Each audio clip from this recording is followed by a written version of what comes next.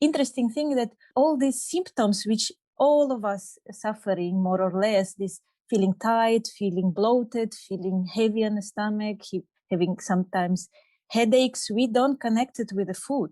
We used to think that if something was wrong, that means some other symptoms, unpleasant, brighter symptoms. But actually, it can mean intoxication, but we never think about it.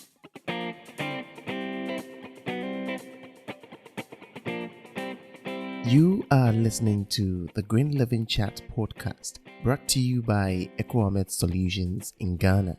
I'm your host, David. Here, we discuss emerging environmental issues in and around the world. We use this platform to promote environmental-related projects. So stick around with us. Here we go.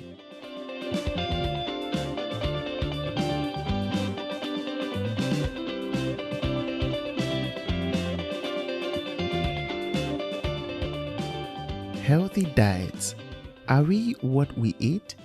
Dr. Michael Greger, in his book How Not to Die Cookbook, presented several simple plant-based food choices that can help us to live a healthier and happier life. A healthier and happier life?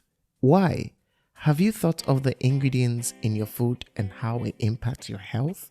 Did you know that science has proven several diseases to our unhealthy lifestyle? So then, why is it important that we care about what we eat and the ingredients in the food we eat every day? And how important is this to the environment and sustainability? Today, Elena Junc joins me on the podcast to talk about why we should be mindful of the things on our plate and how it influences the environment. Elena is the founder of Natural Cosmetic brand and a writer. She has a background in fashion, marketing, farming, as well as psychology.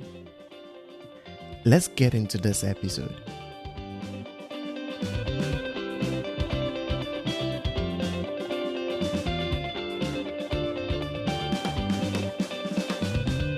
Hello, Elena. Thank you so much for joining me on the Green Living Chats. I'm really super excited for this conversation. Thank you for coming on the show. Thank you so much for having me here. I was really happy to find you on the podcast and to be part of it, to be able to speak out. And I'm sure today people will pick up a lot of tips and tricks and information which they can dive in.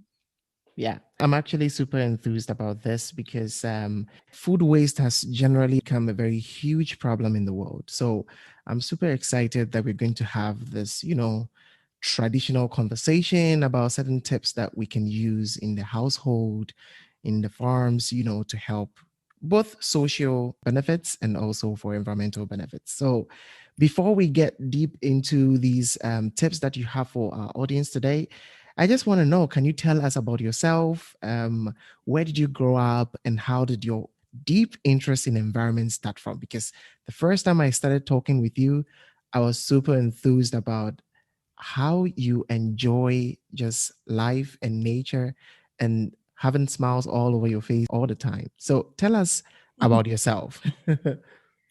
I'm from Russia originally. Now I live in Romania for 5 years, beautiful city, Brasov. And my childhood was also on the edges of the cultures. My father is Asian, my mom is Russian. And this is like conflict, some kind of conflict of interest and the meals, different foods, different habits.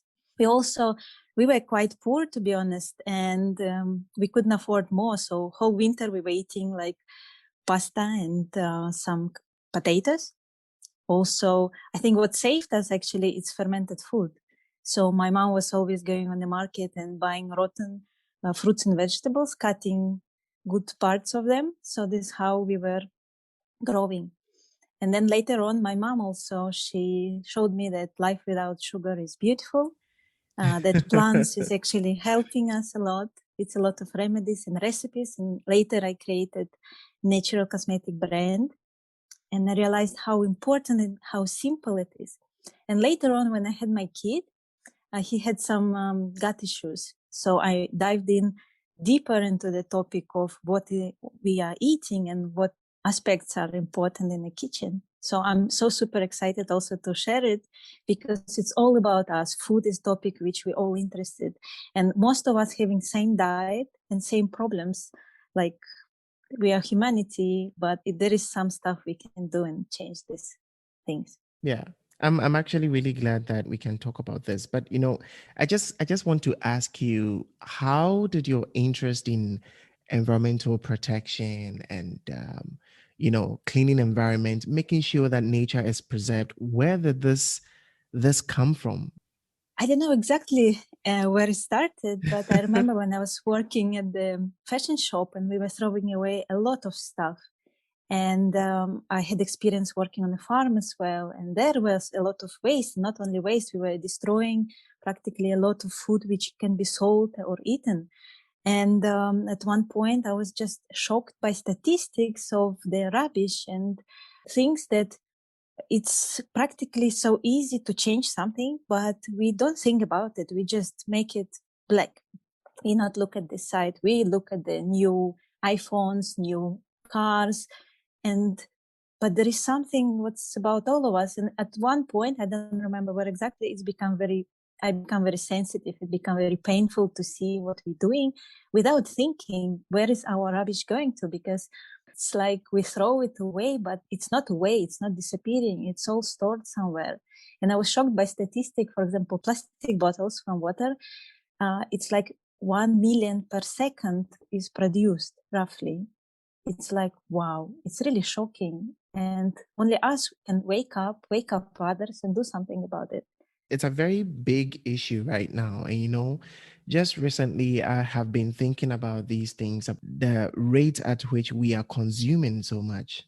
And it's become like a virus on us, because without consuming certain things consistently, we cannot live. An example that someone gave to me on the podcast some few weeks ago was that now we just go to the supermarket to buy something. You have a list of things that you want to buy, but at the end, you just come out from the supermarket with a whole bag of things different from the list that you made. It's just that now in the supermarket, they actually place things in such a way that it becomes attractive to us.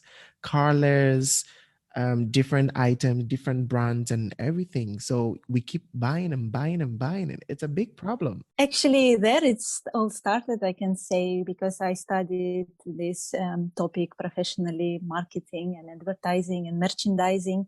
And I was shocked how at the bottom of the shelves are affordable products, and the middle line is the products which they want you to buy more, and all these little tricks and tips. And I realized when I was 20 that actually before people think, oh, I'm so cool, I bought so many things. But actually, you're so cool if you came out supermarket and you got exactly what you came from.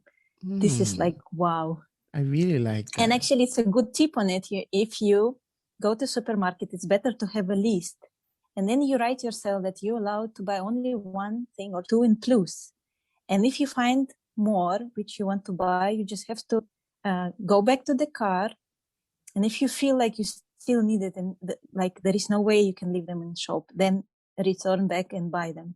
There are really a lot of things to change, and we just hope that slowly, as we are all adding our voice, things are going to change. So let's zoom into today's conversation. And so tell us, what do you think about the things that we consume in us, especially when it comes to food? So let's get into this journey and tell us more about the things we are eating and how it's harming us, and what tidbits we can use in, making sure that what we eat is right, and about food waste and all that. It's crazy, scary, and amazing at the same time, because I don't know about you, but in Russia and Romania we have quite a similar tradition, and practically the food was all wrong and nobody told us about it. For example, we combine meat with potatoes, with bread, and the ideal meal is the meal which keep you full for longer. So I think it's around the whole world, but actually your cells is starving, and practically you destroy pH balance of your body when you eat this way, when you stuffed for a lot of hours. So you feel full, but actually you don't feel energy to go to the gym. So if you don't go to the gym, it's not about you being lazy. It's about your cells being so tired and not being able to do more. So it's super interesting because our body practically like sugar, fats, salt. But if we consume only this, and I remember my childhood, my diet was practically only this and nothing more. Only in plus it was this fermented food.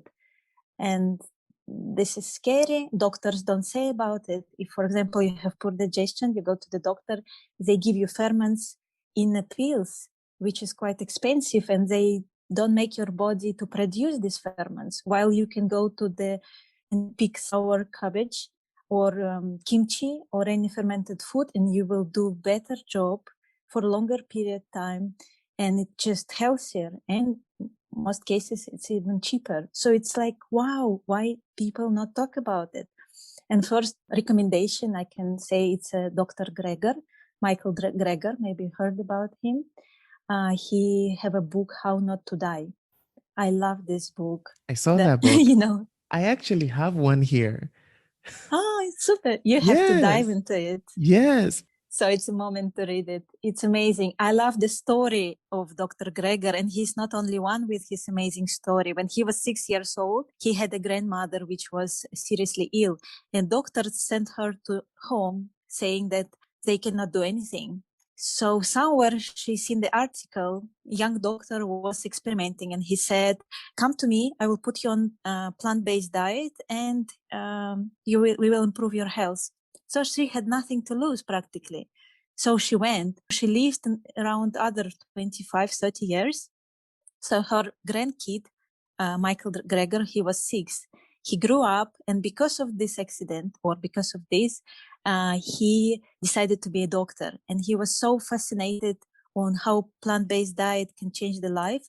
So he decided to bring it everywhere, to every university. And he was surprised that, like a doctor, he studied very shortly the idea of our menu, what we eat. And he decided to change it. But he was stopped by all these industries, by the universities. They told him, it's not your business, it's not our interest, mind your own business. So he organized an independent platform, nutrition.com. I think it's like this. Yes. So it's definitely something to look at because it's so real. And I love this stuff, not only these myths, because it's a lot of stuff going on when, for example, when we were kids, they were saying like, you have to drink milk. It's just only source of calcium. And then when you grow up, you realize that actually biggest source of the calcium, best source, it's black seeds. It's a lot of natural sources of calcium, which much stronger than milk. And this is amazing. It's simple and it's actually much healthier.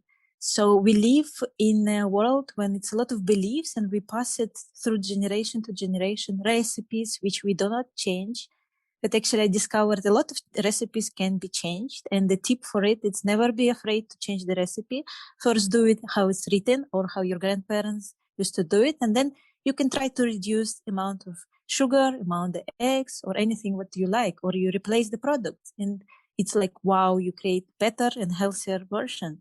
So never be afraid to break the rules. Yeah. I want to ask you a question that why do you think that it's very important that as humans, we have to be very concerned about this? I mean, of course, it's very obvious that it's supposed to give us good health and the things that we've been brainwashed about. Why do you think it's important that we have to really care about the things that we put in our body? But supposedly, does it have any link to protecting the environment? Yes, because like all doctors saying, UI is what you eat. Other doctors saying UI it's actually what you absorb, because not everything what's circulating in your blood is come to the places where it's needed. Or now lately, doctors saying UI is not what you, it's what you not eliminate. So we have to really take care of things which our body cannot eliminate. And it's super spooky because when I was small, there was no plastic. Imagine, I feel like a dinosaur. And I remember going with my grandmother to the shop and she bought me some dress and it was wrapped in this recycled brown paper. And it was a lot of, Wow. it's a lot of things we recycle. I mean, natural stuff like glass and paper. It was nothing else. And it was beautiful. It was simple. And we lived like this. It was okay.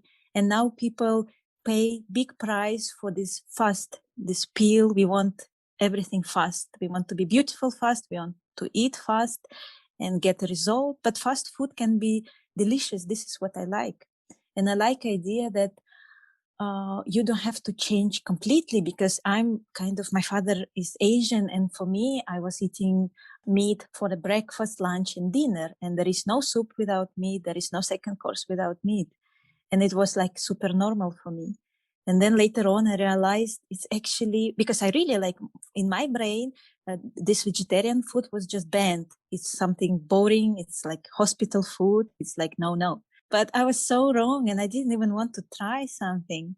And now I cook the same meals, like Russian traditional meals, because it's all about being cooked well. If you're not speaking about fresh foods like soups and stuff, it's just cooked well. It's good amount of spices. It's good oil, which practically you don't have to add it at the moments when you're cooking. You can add it after. It have to be cold pressed, maximum natural, bio if possible. And also not from plastic bottle, because oils practically having oils always extract. So if we keep oils in the plastic bottles, we practically extract all this BPA and other stuff which we don't want in our food. Yes, it's so interesting. It's like, wow, you're opening up your eyes, and it's like, oh my God, it's so simple, so interesting. And I practically truly believe that studying Ayurvedic medicine has also helped me to realize there is some rules, there is some energies behind, there is low energies which all of us can drop from time to time, and we all can feel like I want fast food, but it's okay to feel like it's okay. It shouldn't be just everyday habit. And if you love meat, just put salad instead of putting pasta or anything else next to it. Or if you love pasta, it's better if it's from dark flour. It's better if it's made from vegetables. Or it's even more interesting and simple when you do sauce for pasta made from natural ingredients. So you don't have to cook this pasta bolognese on heat. You just blend broccoli, some vegetables with some spices and oils, and here you go. You have all these goodies, which may be not that easy to eat during the day. You just make the smoothie or the sauce, and you're done. You're good. You put some nuts. How can you actually do pesto? You practically can use any greens. You put any nuts, and then you put oils and some spices which you love, and garlic. And there is some magic stuff behind the food. For example, garlic, if you cut it and leave it for 10 minutes, then it's having this natural antibacterial, antifungal component like allicin. And if you eat broccoli when it's fresh, it's also, while chewing it, it's releasing certain component which actually super strong anti-cancerogen. And also you was asking me why I'm so excited about it and so interesting, because statistics is pretty scary, because according to statistics that 1 in 3 people will have cancer in nearest future. So it's like, wow, in a big family, it's like, it's crazy. So we have to do something about it now. And you know the other big issue that is there. One of the biggest problems that we're having right now in the world is agriculture, because agriculture is one of the industries that is emitting a lot of greenhouse gases in the atmosphere. One major factor is rearing of animals, example is cattle. And we are doing this on such a super large scale. On the other side, in the ocean, issues that are happening in the sea, how we are fishing on a super large scale. And very soon, a lot of species in the sea are going to go into extinct because of how we are doing extensive fishing. The only solution is for us to start eating more plant based food and relax on the meat based Yes. food. So it's just adding up to me that what you're saying is super, super important, because it's going to give our audience and it's going to educate people on how to, lean into other kind of recipes that we can use whilst we are trying to reduce our consumption on meat. Also, I wanted to add that I had experience on a farm working in England. It was super nice farm. I'm not going to name it, but I know that it's happening on every farm. And before you see it, you're okay. But when you go on the farms, even quite good farm, having this, that we sprayed a lot of toxins in on the fields weekly. And then there was this line with the black and yellow, like do not cross the line because it's super toxic. We waited 3 days and then we could harvest it. And I was like, wow, how can we eat it? And I know many friends, like, doesn't matter on which, like it was about this iceberg salad. And I never ate iceberg salad again. And actually, it's the less useful salad. It's like very empty with vitamins. It's just water. But my friends, which were working on another factories, they were saying the same. They couldn't eat. So it's a good tip to think like, if you not grow it, you cannot be sure of anything. And label organic, it doesn't mean it's super clean. It's just reduced amount of chemicals. So we have to be aware of it. Yes. Wow. So rules of good food. This is very yes, scary. Yes. It's like, wow, okay, I work on one farm, but it's actually about all our food. And it's a lot of dark sides, actually, also on Netflix. I recently discovered Netflix. There exists movie Rotten. It's about this dark side. It's when we get mad about the superfoods. It's over advertised, and then we're starting to consume like mad something what is not really for us, and then we destroy lands of the people which live there. And I've seen there was story of the one community which not having practically any water, and they have to wait for 1 week for big truck to come to fill in the plastic boxes so they can drink water. So we have to be careful. So which tips I can share with you? First, clean food, definitely. So fresh or frozen. Of course, intuitively we choose fresh, but actually frozen can be better in vitamins, because I was very surprised that, for example, when broccoli comes to you and it's packed and it's green, but it can stay on the shelf, or during this way to the shop, it can stay for days or sometimes weeks. So after a few days, the amount of goodies in the product is dropping significantly. So it's much better to choose frozen food. And I love the idea that you maybe better get the freezer, small freezer, which you can find a place in any house.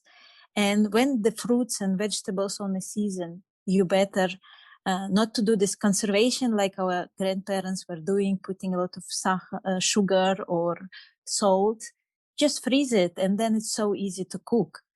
And I love in this way slow cooker. Maybe you heard about this thing. It's a very good thing, because you can practically put anything from the freezer, and then you put to it some water, some oil, some spices, and it's all done. You don't have to watch it. You wait 3 hours. If you want to wait 12 hours, you can wait 12 hours. And it's this clay pot inside. So it's this effect of old style cooking. And it's so simple. So another thing is to really look up at one movie. There is one secret ingredient, and the movie calls Secret Ingredients documentary. You can watch it. So Secret Ingredients is movie about Roundup or glyphosate. Maybe you heard about this component, which is I came across when my husband told me that he wanted to plant a nice gazon in our yard. And he said, wow, I found one component which we can spray with, and then only good plants will grow, only what we want, and all the bad plants will die, and it's not harmful. And I said, okay, let me check it out. It doesn't sound like something right. We have to, yes, it's always backside on the things. And I found out the whole thing of it. It was like, wow. So another thing, it's from Ayurveda, I like this idea that fresh food is 3 hours old, that there is some special energy which exists, which we all kind of, if 10 years ago people didn't like to speak about energy, most of them didn't believe in it, now we feel like there is something. And so we have to really be conscious about not only our food being fresh, but also where my food went through, what was the experience, what was the medicaments even behind them, because there is a lot of tricks to go around the law. For example, they can add antibiotics to the milk, but it's not like ingredient, it's part of the process. And then when it's a part of the process, they don't have to write it on a label. Same with meat.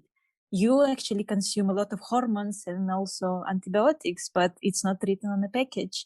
And we used to take food as it was before, but practically it's another good a book of Weston Price. It's a diet about restoring our teeth and bones. And it's amazing because it's super old book. It's almost like 100 years, I think, old. But nobody really spoke about it. That if you take butter or milk or meat, which was this free range on an organic farm, it's practically, if you chemically test butter from the shop, and this butter is like this huge difference. And we used to take these products like something equal, more or less, but it's super different. So another thing which I can say also and continue to this book of Weston Price, it's about sugar actually, because our dentists were saying that you have to brush your teeth after you ate some sweets or in the morning, in the evening. But actually the main protective power of our teeth is our saliva. And our saliva is practically filtered blood. And I was like, wow, yuck. And breast milk of the breastfeeding moms, it's also filtered blood. So everything what you consume is there. So if you consume a lot of sugar, it's there, and your teeth is basically not protected. And I can say a few things which can make you stop with sugar forever. Is that sugar is really like, why would you think we all having flu from time to time, like usually once in 6 months, once a year? It's because of this, our pH balance destroyed, because we eat all these things like white flour, meat, sweets, and then it's creating this mucus, which from time to time our body has to get rid of it. And sugar practically feeding our candida. And candida we all need, we all have this range of bacteria in our body. And candida is just waiting for us to die and to disintegrate our body. So it's working at the last stages. So we don't really love for candida to appear before. And it's super interesting when the gut health solution appears. It was only 2017 when my baby boy was born.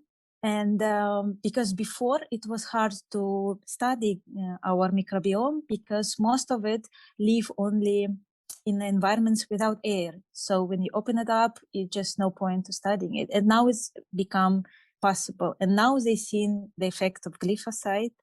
They've seen that actually our microbiome saying to us, giving signals of what we should eat. And this is super interesting.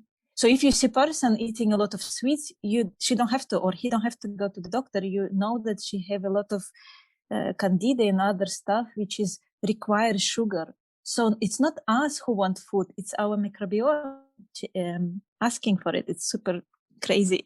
When you were thinking of putting some plants in your backyard, and you got to know about this chemical that is used to prevent the other weeds from growing.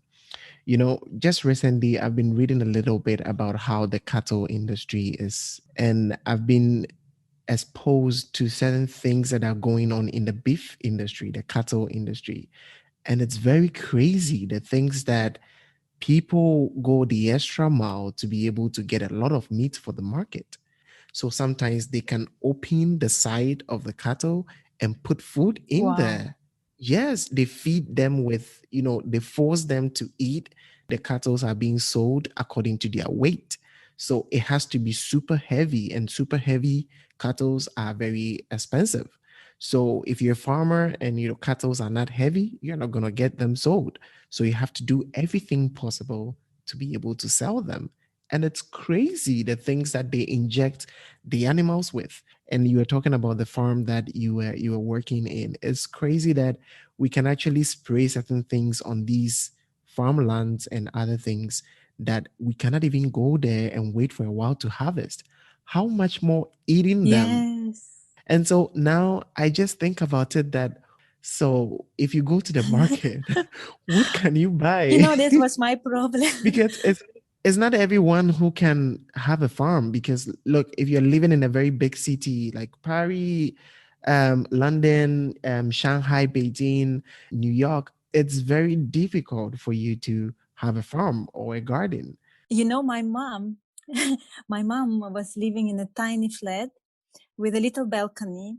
And she provided, with this balcony, she provided herself with a salad every single day, whole winter. Can you imagine this? So it is possible. We just say, I don't have time. I don't know how to do it. But it's a lie, because we live in the most amazing time when everything is possible. All the resources, you can Google up anything. But this is, and stuff which is going on now in our life, I think it's the most peaceful and amazing war, because it's all about us. If 100 years somebody would tell me that we would live in a life when everything is just like on a plate for you, it's just your choice what you will choose. It's about your self power of hold on something and dive into something else. So when you go to supermarket, it's really like, first I was scared to buy anything, because first I got used to not to eat fruits, and my husband still fighting with me on it, because this is how I used to it. And then when I become older, I went to this farm, and there I was scared completely. I didn't want to eat anything. Only thing is better to use from local farms. It's better to buy and support local farmers. Yes, it can be more expensive, but the doctors are more expensive than this. And the feeling that you support somebody who is passionate about what he does, because these greedy, angry supermarkets, huge supermarkets, they are practically having about 40-50% in plus on this price. Yes, and this is millions. Like, if I was trying roughly to calculate how much money our supermarkets having in our city, it's like every day humans would have for themselves thousands and thousands of euros if we would just work it out with local markets. Some people say, oh, it's not enough food, but practically we waste more than 40% of the food. Imagine 40% of the food is wasted, and America consume 4 times more than they actually needed. So it's not about it's too many of us and too little food. That's why we have to make it genetically modified. So it's sending wrong signals to our body. But what can we choose? For example, if you choose onion with a color. If you choose cabbage, choose one which having color. The more color vegetable have, it's about almost every vegetable we see some which is having very poor color and some of them very bright. So choose bright ones. And the skin, actually, it's where a lot of goodies in. But at the same time, all the toxins also go to the skin. It's like with our bodies. We detox through our skin. So if you're sure of the source, don't peel the skin. You can practically even do soup with the onion, which is with the skin. So it will give all this stuff to your soup. So just being conscious, study for example, for me, before it was no difference between iceberg salad or this Chinese cabbage, or it's like all greens, but try to choose the most intense colors. And the spinach also many people eat. Recently, my sister called me. She felt really bad eating spinach every day. She didn't know why, but I found out because after hours after consumption, it can become quite toxic. It's just the inner process of the spinach. So it should be either super fresh or frozen, or anyway, you have to be careful with it. And I had it when I was on holiday in Spain. I seen a lot of fresh food there, and I was eating spinach. And I felt dizzy, yucky, but interesting thing that all these symptoms, which all of us suffering more or less, this feeling tight, feeling bloated, feeling heavy on the stomach, having sometimes headaches, we don't connect it with the food.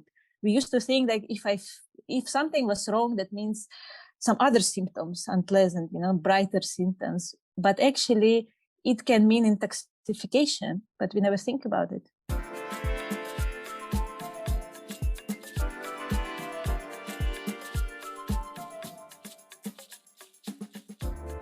Just a quick one.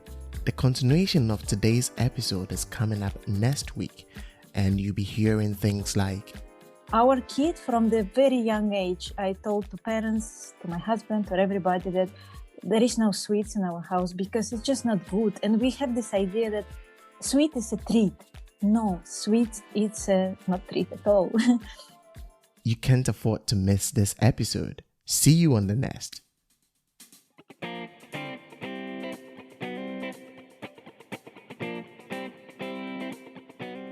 Thank you so much for listening to this episode of the Green Living Chats. Our goal here is to discuss emerging environmental issues and challenges and find possible solutions to educate the public. So why don't you get in touch with us on all our social media platforms at Kamath Solutions, or visit our website www.kamathsolutions.com, and we'll be excited to hear from you and engage with you. Consider giving us a star rating on Apple Podcasts or wherever you get your podcast. See you on the next episode. Until then, live green.